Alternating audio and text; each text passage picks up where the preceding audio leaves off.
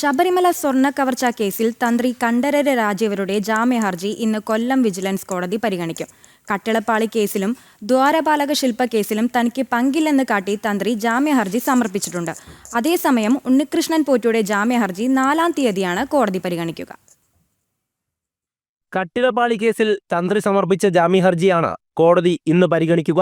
ആചാരപരമായ കാര്യങ്ങളിലല്ലാതെ സ്വർണ്ണക്കവർച്ചയുമായി ബന്ധപ്പെട്ട് തനിക്ക് യാതൊരു പങ്കുമില്ല എന്ന് കാട്ടിയാണ് തന്ത്രി ജാമ്യഹർജി സമർപ്പിച്ചിരിക്കുന്നത്. ഹർജിയിൽ വിജിലൻസ് കോടതി വിശദമായ വാദം കേട്ട ശേഷം വിധി പറയാൻ മാറ്റും. അതേസമയം ദ്വാരപാലക ശില്പക്കേസിലും തന്ത്രി കഴിഞ്ഞ ദിവസം ജാമ്യഹർജി സമർപ്പിച്ചിട്ടുണ്ട്. കേസിൽ ഇതുവരെ 3 പേർ ജയിൽ മോചിതരായി. മുരാരി ബാബുവിനും സുധീഷ് കുമാറിനും സ്വാഭാവിക ജാമ്യം അനുവദിച്ച കോടതി മുൻ അഡ്മിനിസ്ട്രേറ്റീവ് ഓഫീസർ എസ് ശ്രീകുമാറിന് 43-ാം ദിവസം ജാമ്യം നൽകിയിരുന്നു. ദ്വാരപാലക ശില്പ കേസിൽ ജാമ്യം ലഭിച്ച ഉണ്ണികൃഷ്ണൻ പോറ്റി കട്ടിളപ്പാളി കേസിലും ജാമ്യഹർജി സമർപ്പിച്ചിട്ടുണ്ട്. ബുധനാഴ്ച കോടതി ഉണ്ണികൃഷ്ണൻ പോറ്റിയുടെ ജാമ്യഹർജി പരിഗണിക്കും.